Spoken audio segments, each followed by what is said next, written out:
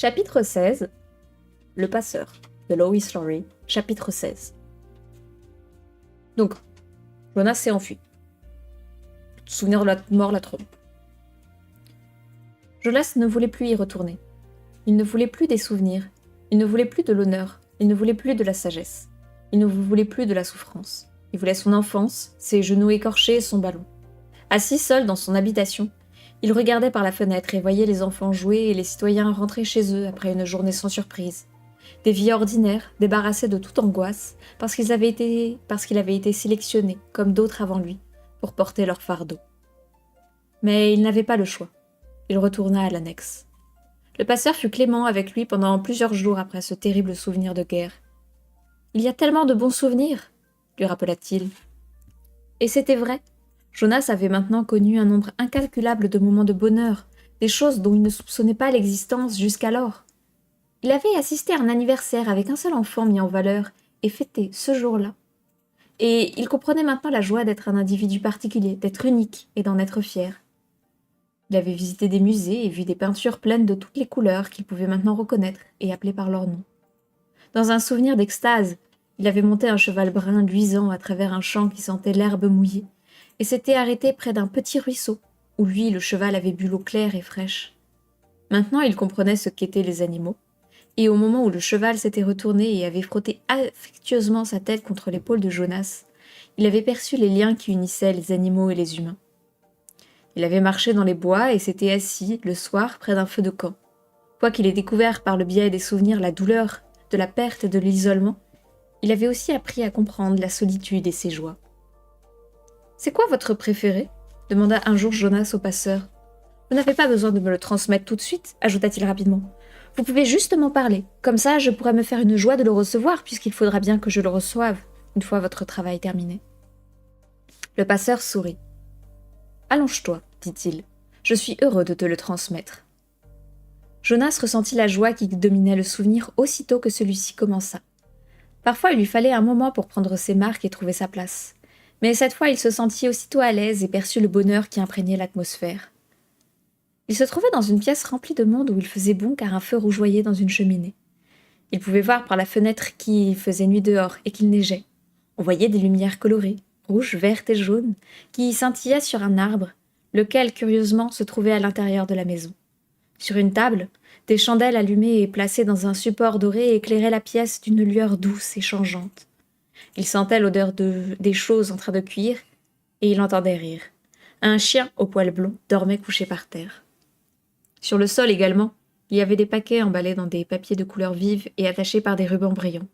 Jonas vit un petit enfant prendre les paquets et les faire passer tout autour de la pièce à d'autres enfants, à des adultes, qui étaient visiblement des parents, et à un couple de gens plus âgés et silencieux, hommes et femmes qui souriaient assis côte à côte sur le canapé. Pendant que Jonas regardait, les gens commençaient un à un à dénouer les rubans des paquets, à défaire les papiers de couleur vive, à ouvrir les boîtes et à sortir des jouets, des vêtements et des livres. On entendait des cris de joie. Ils s'embrassaient. Le petit enfant alla s'asseoir sur les genoux de la femme âgée, et elle le berça dans ses bras en frottant sa joue contre la sienne. Jonas ouvrit les yeux et resta allongé sur le lit, sans bouger, baignant encore dans le plaisir et la chaleur de ce souvenir. « Qu'est-ce que tu as perçu ?» lui demanda le passeur. « La chaleur, » répliqua Jonas, « et le bonheur. Et puis, attendez voir, la famille. Il s'agissait d'une certaine célébration, d'une fête. Et puis quelque chose encore, mais je n'arrive pas à saisir comment ça s'appelle. Ça va venir. Qui étaient les gens âgés? Pourquoi étaient-ils là? Cela avait rendu Jonas perplexe de les voir dans la pièce. Les anciens de la communauté ne quittaient jamais leur lieu réservé, la maison des anciens, où on s'occupait si bien d'eux et où on les traitait avec tellement de respect. On les appelait des grands-parents. Des grands-parents? Grands-parents, en 2 mots, cela voulait dire parents des parents, il y a longtemps, bien avant toi, bien avant moi. Et ainsi de suite. Jonas se mit à rire. Et alors il pourrait y avoir des parents, des parents, des parents, des parents? Le passeur rit à son tour. C'est ça, c'est un peu comme te voir en train de te regarder dans le miroir ou tu te vois en train de te regarder dans le miroir. Jonas fronça le sourcil. Mais mes parents ont dû avoir des parents. Je n'y avais jamais pensé auparavant. Qui sont mes parents des parents et où sont-ils? Tu pourrais aller voir dans la grande salle des registres publics, tu trouverais leur nom. Mais réfléchis un peu, mon garçon. Si tu demandes des enfants, qui seront leurs parents des parents? Qui seront leurs grands-parents? Ma mère et mon père, bien sûr. Et où seront-ils? Jonas réfléchit. Oh, dit-il doucement. Quand j'aurai fini ma formation et que je deviendrai vraiment adulte, on me donnera ma propre habitation. Et quand ce sera au tour de Lily, quelques années plus tard, elle aura sa propre habitation, peut-être un conjoint et des enfants si elle en fait la demande. Et alors, papa et maman, c'est ça. Tant qu'ils travailleront et contribueront à la communauté, ils habiteront avec les autres adultes sans enfants. Ils ne feront plus partie de ma vie. Et après ça, quand le moment viendra, ils iront à la maison des anciens, poursuivit Jonas, qui pensait à voix haute. Et on s'occupera bien d'eux, et on les respectera. Et quand on les élargira, on donnera une fête pour eux. À laquelle tu n'assisteras pas, fit remarquer le passeur. Oh non, bien sûr que non, parce que je ne saurais même pas qu'elle a lieu. À ce moment-là, je serais tellement pris par ma vie à moi, et Lily aussi, si bien que nos enfants, si nous en avons, ne connaîtront pas non plus leurs parents des parents. Ça marche pas mal comme ça, non? À notre manière à nous, demanda Jonas. C'est juste que je n'avais jamais pensé qu'il pouvait y avoir une autre façon de faire, jusqu'à ce que je reçoive ce souvenir. Ça marche, lui accorda le passeur. Jonas eut un moment d'hésitation. J'ai vraiment aimé ce souvenir, pourtant. Je vois pourquoi c'était votre préféré. Je n'ai pas réussi à saisir le nom du sentiment global de l'émotion qui était si présente dans la pièce. L'amour, dit le passeur. Jonas répéta après lui, l'amour. C'était un mot et un concept nouveau pour lui. Ils se turent tous les deux un instant, puis Jonas dit « Passeur ?»« Oui. » « Je me sens très bête de dire ça. Très, très bête. Ce n'est pas la peine, rien n'est bête ici. Fais confiance aux souvenirs et aux sentiments qu'ils te donnent. »« Eh bien, » dit Jonas en fixant le sol, « je sais que vous n'avez plus ce souvenir puisque vous me l'avez transmis. Alors peut-être que vous n'allez pas comprendre. » « Je comprendrai. Il me reste une vague trace de celui-ci et j'ai beaucoup d'autres souvenirs de famille, de fêtes et de bonheur, d'amour. » Jonas lâcha d'un coup ce qu'il ressentait. « Je pensais que... Bon, je vois bien que ce n'était pas pratique de vivre comme ça avec les anciens au même endroit. Et peut-être qu'on ne s'occupait pas aussi bien d'eux qu'on le fait maintenant et que notre façon à nous de faire les choses est mieux organisée. Mais quand même, je pensais, en fait, je sentais que c'était assez agréable à l'époque. Bon, ça dépend de la famille, hein, parce que... pensez à vos grands-parents, quoi. Potentiellement, non. Et que j'aimerais bien que ce soit encore comme ça et que vous soyez mon grand-parent. La famille, dans le souvenir, avait l'air un peu plus... Il s'arrêta faute de trouver le mot qu'il cherchait. Un peu plus complète, suggéra le passeur. C'est pas le bon mot. Jonas acquiesça. J'ai bien aimé l'amour, avoua-t-il. Il jeta nerveusement un coup d'œil en haut du haut-parleur pour vérifier que personne n'écoutait. J'aimerais bien qu'on l'ait encore, murmura-t-il. Bien sûr, ajouta-t-il rapidement, je comprends que cela ne marcherait pas très bien et qu'il vaut mieux être organisé comme nous le sommes maintenant. Je vois bien que c'était dangereux comme façon de vivre. Que veux-tu dire? Jonas hésita. En réalité, il ne savait pas exactement ce qu'il avait voulu dire. Il sentait que cela impliquait une forme de risque, mais il ne savait pas laquelle. Eh bien, finit-il par dire à court d'arguments, il y avait du feu au milieu de la pièce et il y avait des chandelles allumées sur la table. Je vois bien pourquoi ces choses ont été interdites. Quand même, dit-il doucement, presque en lui-même, j'aimais bien leur lumière. Et leur chaleur. Papa, maman demanda timidement Jonas après le repas du soir. J'ai une question que j'aimerais vous poser. Qu'est-ce que c'est demanda son père. Il se força à prononcer les mots bien qu'il se sentît rougir de gêne. Il les avait répétés pendant tout le chemin du retour. Est-ce que vous m'aimez? Il y eut pendant quelques instants un silence embarrassé. Puis papa émit un petit gloussement. Jonas, toi! Et la précision du langage, alors? Qu'est-ce que tu veux dire? Demanda Jonas. Une réaction amusée n'était pas du tout ce à quoi il s'attendait. Ton père veut dire que tu as utilisé un terme très général, tellement dénué de sens qu'il est pratiquement tombé en désuétude, expliqua sa mère avec soin. Jonas les regarda d'un air ébahi. Dénué de sens? Jamais auparavant il n'avait ressenti quelque chose d'aussi riche de sens que ce souvenir. Et bien entendu, notre communauté ne peut pas fonctionner correctement si les gens n'emploient pas un langage précis. Tu pourrais demander « Est-ce que vous appréciez ma présence ?» Et la réponse est oui. Ou bien, suggéra son père, « Est-ce que vous êtes fier de mes réalisations ?» Et la réponse est oui, de tout cœur. « Est-ce que tu comprends pourquoi c'est impropre d'utiliser un mot comme « aimer » demanda maman. Jonas hocha la tête. « Oui, merci, je comprends, » répondit-il lentement. Ce fut la première fois qu'il mentit à ses parents. Gabriel ?» murmura cette nuit-là à Jonas, à l'enfant que sa famille garde en plus, parce que pour l'instant il n'est pas éligible à l'adoption. Et il risque d'être élargi si il fait passer nuit.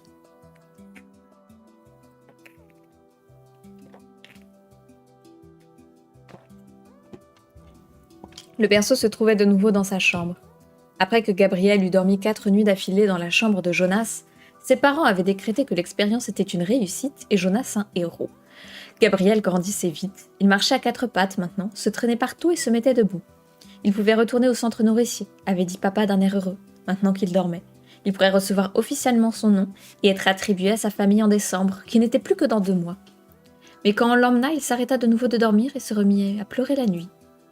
Il était donc revenu dans la chambre de Jonas. Il lui accordait encore un peu de temps, avait-il décidé. Puisque Gabriel avait l'air de se plaire dans la chambre de Jonas, il y dormirait encore un peu jusqu'à ce qu'il ait pleinement acquis l'habitude de faire des nuits complètes. Et le nourricier était très optimiste à son sujet. Jonas ne reçut pas de réponse. Gabriel dormait profondément. « Les choses pourraient changer, Gabi, » poursuivit Jonas. « Les choses pourraient être différentes. Je ne sais pas comment, mais il doit bien y avoir un moyen pour que les choses soient différentes. Il pourrait y avoir des couleurs. Et des grands-parents, ajouta-t-il en fixant dans le noir le plafond de sa chambre à coucher. Et les souvenirs seraient à tout le monde. Tu sais ce que c'est, les souvenirs, murmura-t-il en se tournant vers le berceau. La respiration de Gabriel était calme et régulière. Jonas aimait l'avoir là, bien qu'il se sentît un peu coupable à cause du secret. Toutes les nuits, il transmettait des souvenirs à Gabriel, des souvenirs de promenades en bateau et des pique-niques au soleil, des pluies chaudes comme contre le carreau de la fenêtre et des danses pieds nus dans une prairie mouillée de rosée. Gabi. L'enfant remua légèrement dans son sommeil. Jonas se pencha sur lui. « Il pourrait y avoir de l'amour, » murmura Jonas. Le lendemain, pour la première fois, Jonas ne prit pas sa pilule.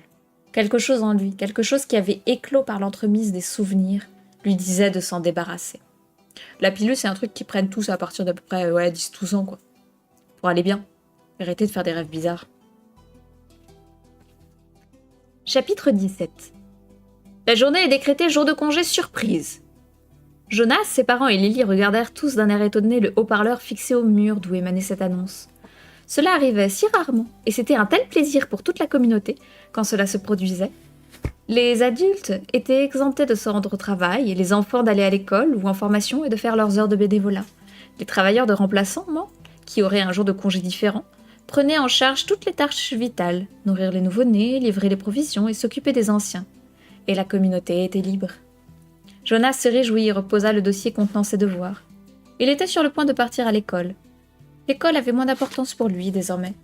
Et d'ici peu, sa scolarisation prendrait fin. Malgré tout, les 12 ans, quoiqu'ils eussent commencé leur formation d'adultes, devaient encore apprendre par cœur des listes sans fin de lois et acquérir la maîtrise des dernières technologies. Il souhaitait une bonne journée à ses parents, à sa sœur et à Gabriel, et s'engagea à vélo sur le chemin à la recherche d'Asher. Cela faisait maintenant 4 semaines qu'il n'avait pas pris la pilule. Les stimulations étaient revenues, et il se sentait un peu coupable et gêné des rêves de plaisir qu'il faisait chaque nuit. Mais il savait qu'il ne pouvait retourner au monde dénué d'émotions dans lequel il avait vécu si longtemps.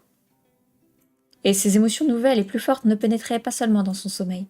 Bien qu'il sût que le fait de ne pas prendre la pilule en était en partie responsable, il pensait que sa sensibilité provenait également des souvenirs. Il voyait désormais toutes les couleurs et il parvenait à les retenir, si bien que les arbres, l'herbe et les buissons restaient verts dans sa vision. Les bonnes joues de Gabriel restaient roses même quand il dormait, et les pommes étaient toujours rouges. Par le biais des souvenirs, il avait vu des océans, des lacs, des montagnes et des ruisseaux qui couraient à travers bois. Et il voyait désormais d'un autre œil la rivière large et familière qui longeait le chemin. Il voyait toute la lumière, toute la couleur, toute l'histoire qu'elle contenait et transportait dans ses eaux lentes. Et il savait qu'il y avait un ailleurs d'où elle venait et un ailleurs où elle allait. En ce jour de congé fortuit et inattendu, il se sentait heureux, comme toujours les jours de congé, mais d'un bonheur plus profond que jamais. À la recherche, comme toujours, de la précision du langage, Jonas prit conscience qu'il faisait l'expérience d'une nouvelle profondeur de sentiments. D'une certaine manière, il n'avait rien à voir avec les sentiments que chaque citoyen, chaque soir, dans chaque habitation, analysait dans des palabres infinies. « J'ai été en colère parce que quelqu'un n'a pas respecté le règlement du terrain de jeu », avait dit une fois Lily en serrant son petit poing pour exprimer sa fureur. Sa famille, y compris Jonas, avait parlé des raisons possibles de cette infraction au règlement et de la nécessité de se montrer compréhensif et patient jusqu'à ce que le poing de Lily se détende et que sa colère disparaisse. Mais Lily n'avait pas ressenti de colère. Jonas le comprenait maintenant. Une légère impatience et de l'exaspération, voilà ce qu'elle avait ressenti. Il le savait avec certitude parce qu'il savait maintenant ce qu'était la colère. À travers les souvenirs, il avait maintenant rencontré l'injustice et la cruauté. Et elles avaient déclenché une rage qui montait en lui avec tant de passion qu'il était impensable de pouvoir en discuter calmement au repas du soir. « Je me suis sentie triste aujourd'hui », avait dit sa mère une fois, et il l'avait consolée. Mais maintenant Jonas connaissait la vraie tristesse. Il avait éprouvé du chagrin, il savait qu'il n'y avait pas de remède rapide contre ces émotions-là. Elles étaient plus profondes, et il n'y avait pas besoin d'en parler. On les sentait, c'est tout. Aujourd'hui, il se sentait heureux. « Asher !» Il repéra la bicyclette de son ami posée contre un arbre sur le bord du terrain de jeu. Près de là, d'autres bicyclettes jonchaient le sol en désordre. Un jour de congé, on pouvait passer outre les consignes habituelles de rangement. Il fit un dérapage contrôlé et lâcha son vélo près des autres. « Hé Ash !» cria-t-il en regardant tout autour de lui.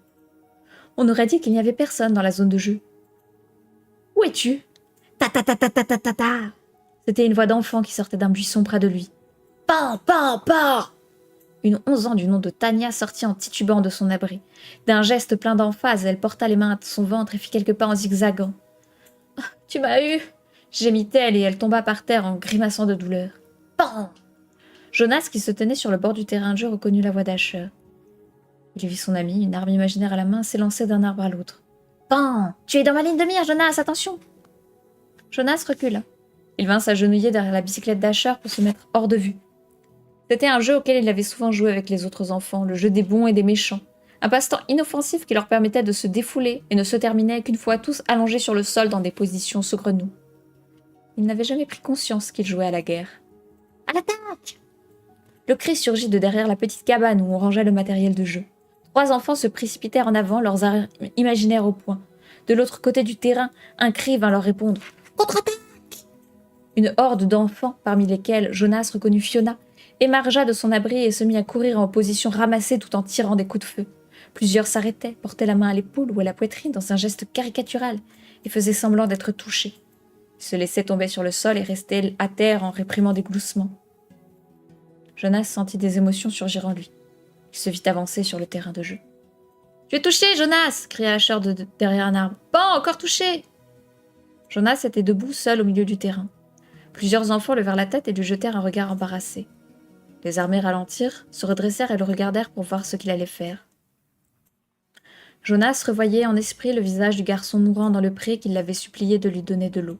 Il eut soudain le sentiment d'étouffer comme s'il lui était difficile de respirer. Un des enfants leva un fusil imaginaire et essaya de le descendre d'une détonation. « Pan !» Puis ils restèrent debout en silence, mal à l'aise, et on n'entendit plus que la respiration entrecoupée de Jonas. Il faisait un effort pour ne pas pleurer. Peu à peu, comme rien ne se passait, rien ne bougeait, les enfants se jetèrent un regard nerveux, et s'en allèrent. Il les entendit relever leur vélo et descendre le chemin qui menait au terrain. Seuls Asher et Fiona étaient restés. « Qu'est-ce qui se passe, Jonas ?» demanda Fiona. « C'était pour jouer. »« Tu as tout gâché !» dit Asher sur un ton irrité. « Ne jouez plus à ça !» le supplia Jonas. « C'est moi qui vais devenir le directeur adjoint des loisirs !» souligna Asher en colère. « Les jeux ne font pas partie de ton champ d'expertise. » « D'expertise !» le reprit automatiquement Jonas. « Peu importe, ce n'est pas à toi de nous dire à quel jeu on peut jouer, même si tu es le prochain dépositaire. »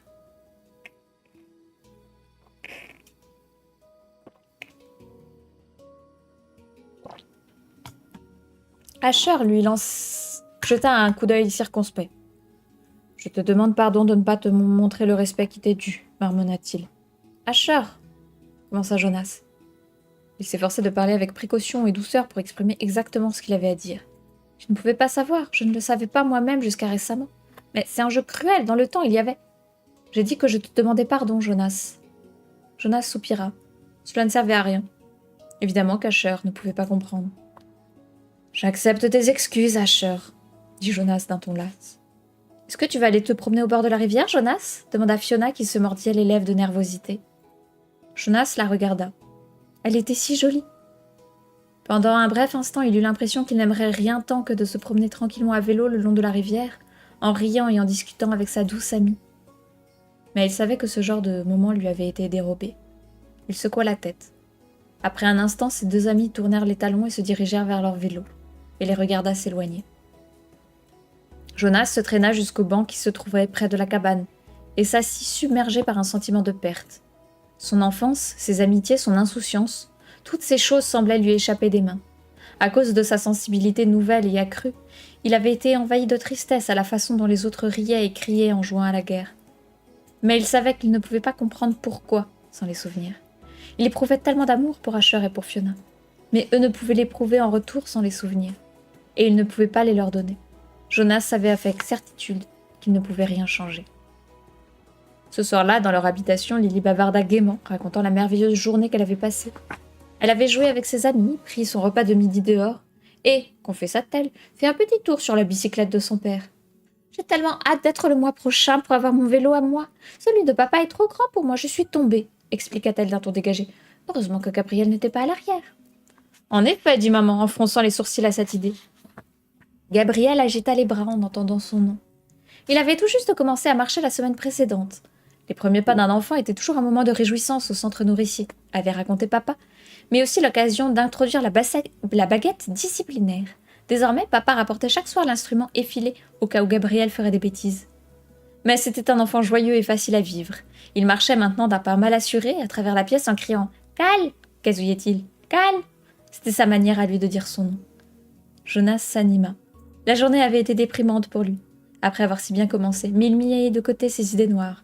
Il songea à apprendre à Lily à se tenir sur un vélo, afin qu'elle puisse fièrement démarrer en trombe après sa cérémonie des 9 ans, qui allait bientôt arriver. C'était dur de croire qu'on était de nouveau presque en décembre, que ça faisait déjà presque un an qu'il était devenu un 12 ans. Il regarda en souriant l'enfant mettre précautionneusement un pied devant l'autre et exulter de joie à chaque pas qu'il faisait. « Je vais me coucher tôt ce soir, dit papa. J'ai une grosse journée qui m'attend demain. C'est demain que naissent les jumeaux et les tests montrent que ce sont des vrais. Un pour ici, un pour ailleurs, chantonna Lily. Un pour ici, un pour ailleurs. Est-ce que tu l'emmènes vraiment ailleurs, papa demanda Jonas.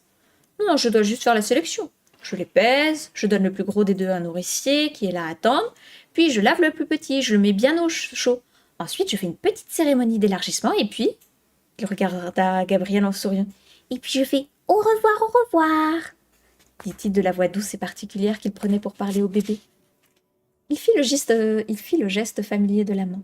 Gabriel gloussa et lui fit au revoir en retour. « Et quelqu'un d'autre vient le chercher? Quelqu'un d'ailleurs ?»« C'est ça, Jonas Ananas !» Jonas leva les yeux au ciel d'embarras en entendant son père employer ce surnom idiot. Lily était absorbée dans ses pensées. Et si ailleurs il donnait un nom aux petits jumeaux, un nom comme Jonathan par exemple? Et si dans notre communauté on aurait dit que le jumeau qu'on garde, on lui donne le nom de Jonathan? Et alors il y aurait 2 enfants avec le même nom? Et s'ils se ressembleraient comme 2 gouttes d'eau? Et un jour, quand ils seraient des 6 ans par exemple, on aurait dit qu'un groupe de 6 ans irait en bus visiter une autre communauté, et là-bas dans l'autre communauté, il y aurait un Jonathan qui serait exactement le même que l'autre Jonathan, et alors on aurait dit qu'il se tromperait et ramènerait le mauvais Jonathan, et alors on aurait dit que ses parents ne se rendraient pas compte, et alors... Elle s'arrêta pour reprendre sa respiration.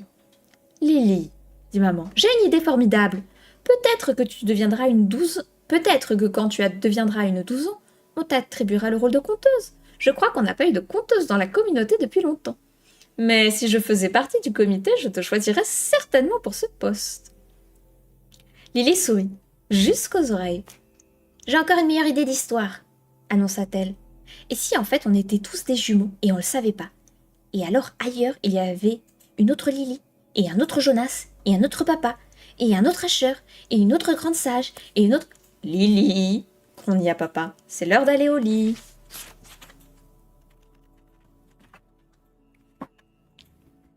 Je regarde à quel chapitre faut que je m'arrête pour laisser un cliffhanger.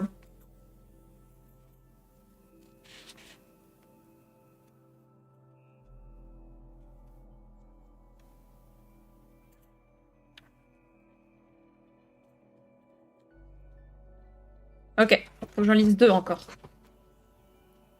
Pour finir sur le cliffhanger.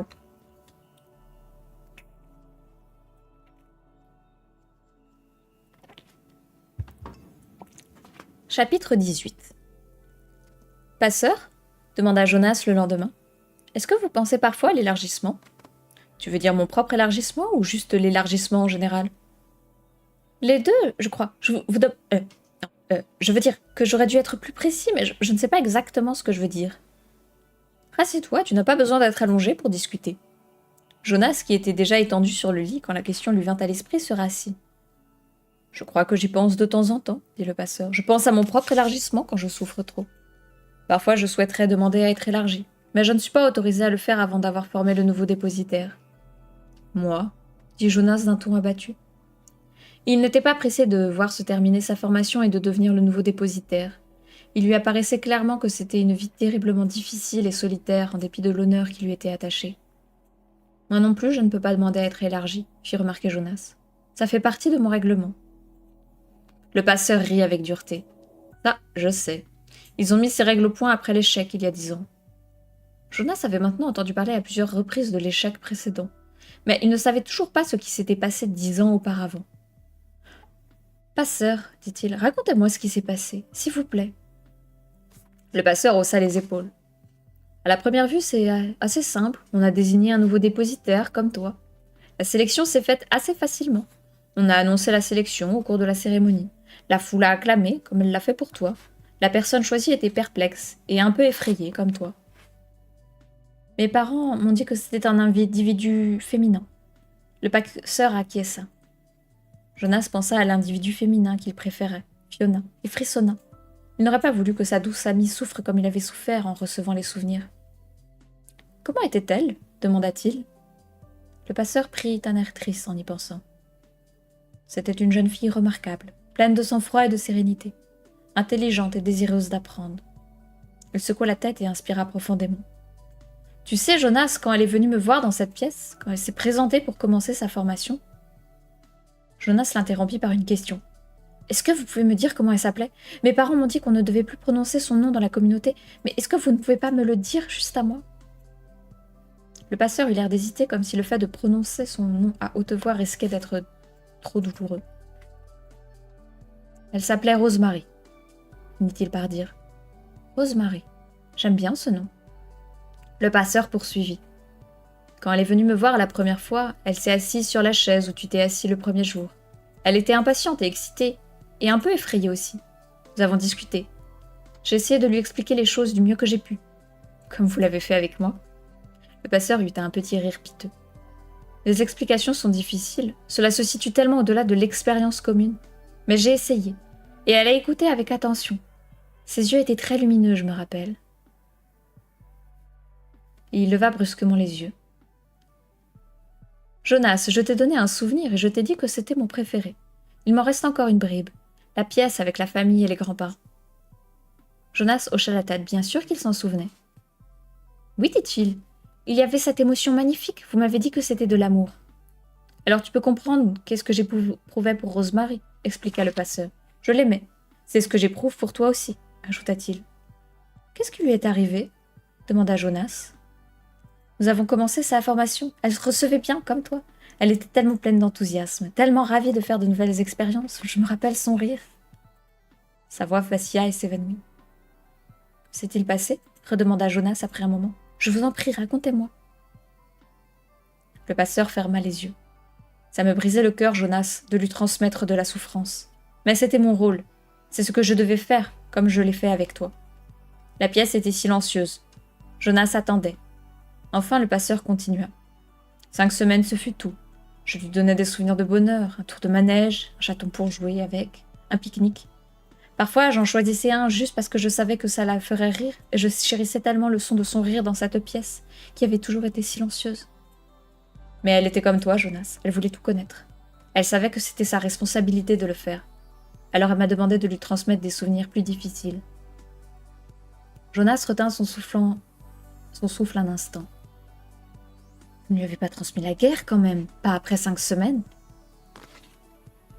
Le passeur secoua la tête en soupirant. Non. Et je ne lui ai pas transmis de souffrance physique.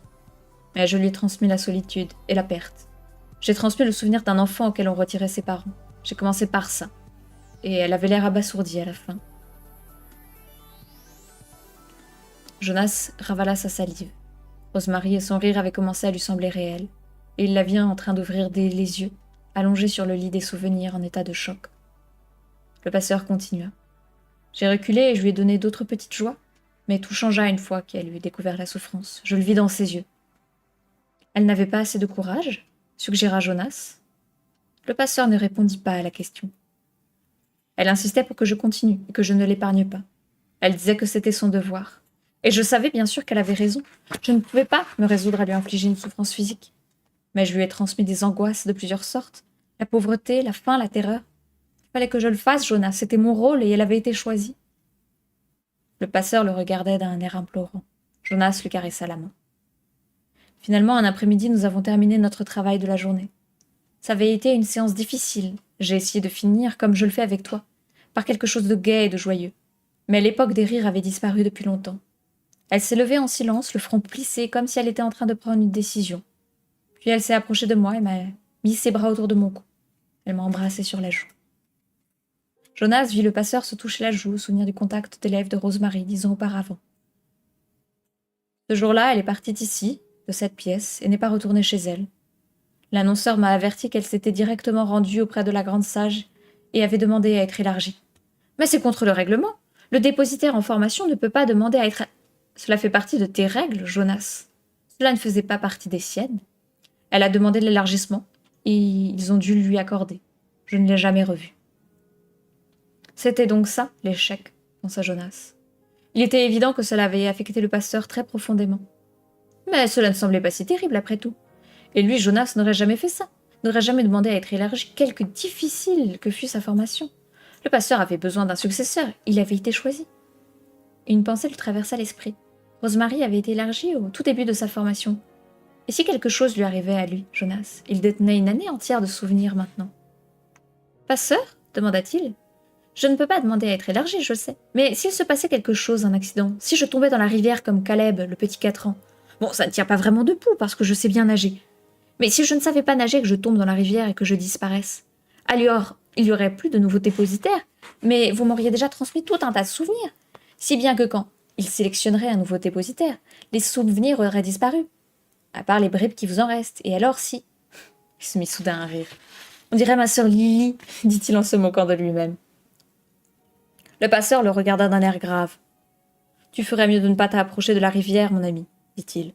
La communauté a perdu Rosemary après 5 semaines, et c'était un désastre pour eux.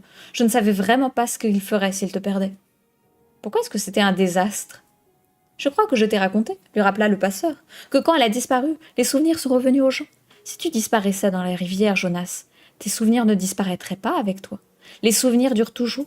Rosemary n'avait que 5 semaines de souvenirs, et la plupart étaient de bons souvenirs. Mais il y avait ces quelques souvenirs terribles, ceux qui l'avaient atterré. Pendant un temps, ils ont atterré toute la communauté, toutes ces émotions. Ils n'avaient jamais connu ça. J'étais tellement ravagée par le chagrin de l'avoir perdu et par mon propre sentiment d'échec que je n'ai même pas essayé de les aider. J'étais en colère aussi.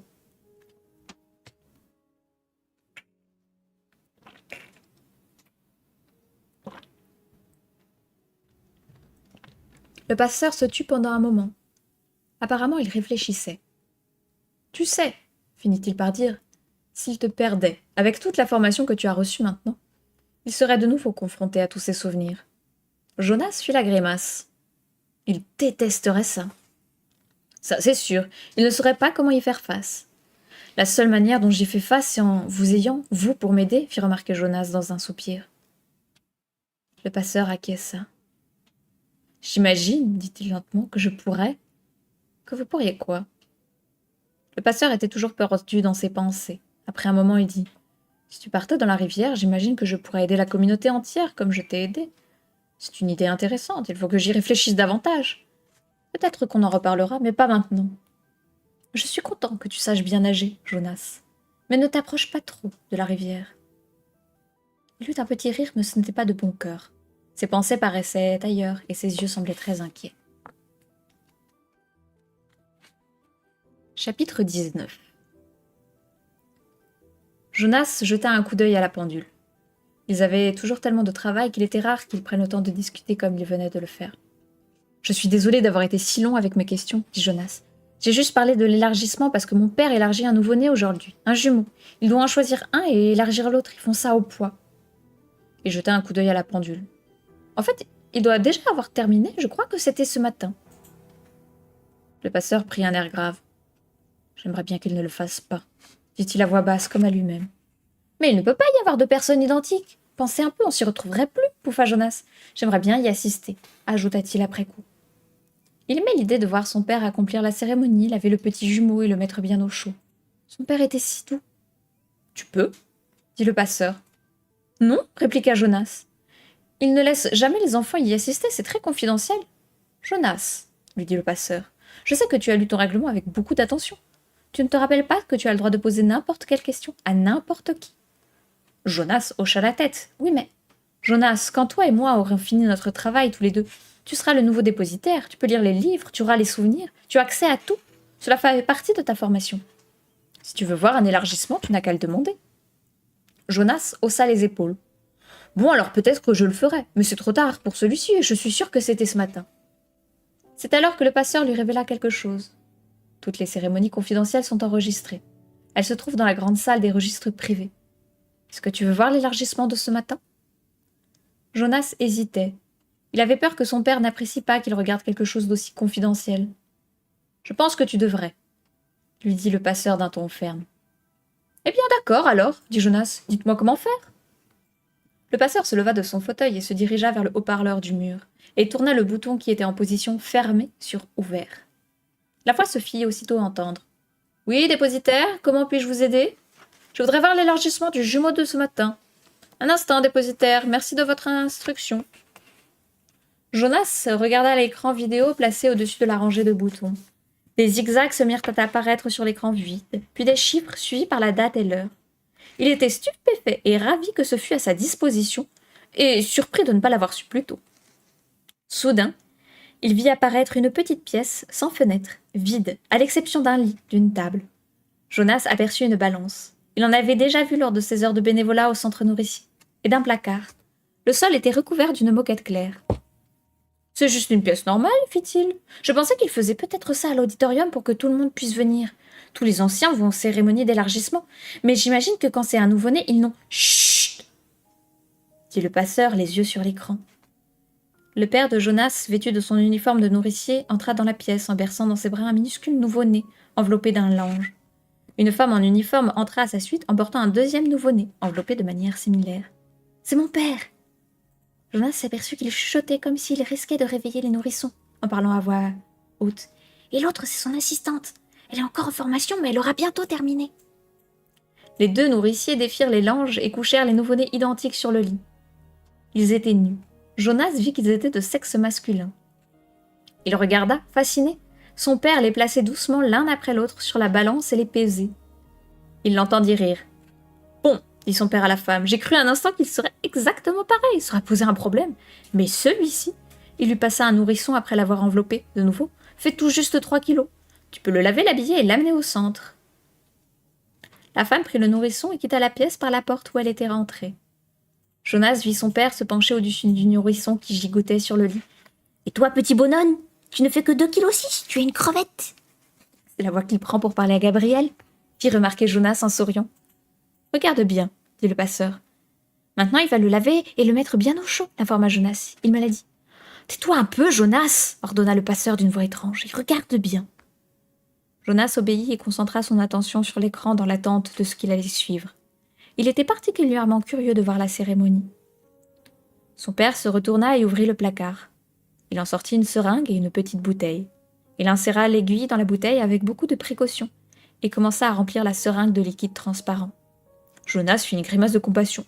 Il avait oublié qu'on fait des piqûres aux enfants. Il détestait les piqûres quand il était petit, si bien qu'il sut qu'elles étaient indispensables. À sa surprise, son père commença très délicatement à introduire l'aiguille dans le sommet du crâne du nourrisson, perçant l'endroit où la peau fragile palpitait. Le nouveau-né s'agita et gémit faiblement. « Pourquoi est-ce qu'il... »« Chut !» fit le passeur d'un ton sec. Son père se mit à parler et Jonas se rendit compte que c'était la réponse à la question qu'il avait commencé à poser. Toujours avec sa voix spéciale bébé, son père disait « Je sais, Ça fait mal, mon petit bonhomme. Mais il faut que je trouve une veine et celles de tes bras sont encore trop petites. Il appuya très doucement sur le piston et injecta le liquide dans la veine du cuir chevelu, jusqu'à ce que la seringue fût vide. Et voilà, tu vois, ce n'était pas si terrible que ça, reprit son père d'une voix gaie. Il se retourna et jeta la seringue dans une poubelle. C'est maintenant qu'il va le laver et le mettre bien au chaud, se dit Jonas en lui-même, car il était conscient que le pasteur ne voulait pas parler pendant cette petite cérémonie. Comme il continuait à regarder, il vit que le nourrisson, qui ne pleurait plus, était pris d'un soubresaut qui traversa ses bras et ses jambes. Puis il se détendit. Sa tête tomba sur le côté, les yeux mi-clos. Il ne bougea plus. Avec une drôle d'impression, Jonas reconnut les gestes, la posture, l'expression. Ils lui étaient familiers. Il les avait vus auparavant, mais il n'arrivait pas à se rappeler où. Jonas fixa l'écran en attendant que quelque chose se passe, mais il ne se passa rien. Le petit jumeau ne bougeait plus. Son père mettait de l'ordre. Il plia le linge, il referma le placard. De nouveau, comme sur le terrain de jeu, Jonas ressentit une sensation d'étouffement. De nouveau, il vit le visage ensanglanté du soldat aux cheveux clairs, au moment où la vie avait quitté ses yeux. Le souvenir lui revint. Il l'a tué. Mon père l'a tué, se dit Jonas, abasourdi par cette prise de conscience. Il continuait à regarder l'écran paralysé. Son père rangea la pièce, puis il ramassa une petite boîte qui attendait sur le sol, la posa sur le lit et y plaça le corps inerte. Il referma bien le couvercle. Il prit la boîte et la porta de l'autre côté de la pièce. Il ouvrit une petite porte dans le mur. Jonas vit qu'il faisait noir derrière cette porte. Cela ressemblait au vide ordure dans lequel on jetait les poubelles à l'école. Son père plaça le carton contenant le corps dans le vide d'ordure et lui donna un petit coup pour le faire glisser. « Au revoir, petit bonhomme !» l'entendit dire avant de quitter la pièce. Puis l'image disparut. Le passeur se tourna vers lui. Il dit tout à fait calmement : « Quand l'annonceur m'a averti que Rosemary avait demandé à être élargie, ils m'ont passé la cassette pour que je voie le processus. Elle était là, à attendre. Ce fut ma dernière image de cette magnifique enfant. Ils ont rapporté la seringue et ils lui ont demandé de relever sa manche. Tu disais, Jonas, qu'elle manquait peut-être de courage. Je ne connais pas le courage. Je ne sais pas ce que c'est ni ce que ça veut dire. Ce que je sais, c'est que je suis restée paralysée d'horreur, accablée d'impuissance. Et j'ai entendu Rosemary leur dire qu'elle préférait le faire elle-même. Et elle l'a fait. Je n'ai pas regardé, j'ai détourné les yeux. » Le passeur le regarda. « Eh bien voilà, Jonas, tu te posais des questions au sujet de l'élargissement, dit-il d'une voix amère. Jonas sentit en lui comme une déchirure, une douleur atroce qui lui labourait les entrailles avant de se transformer en cri.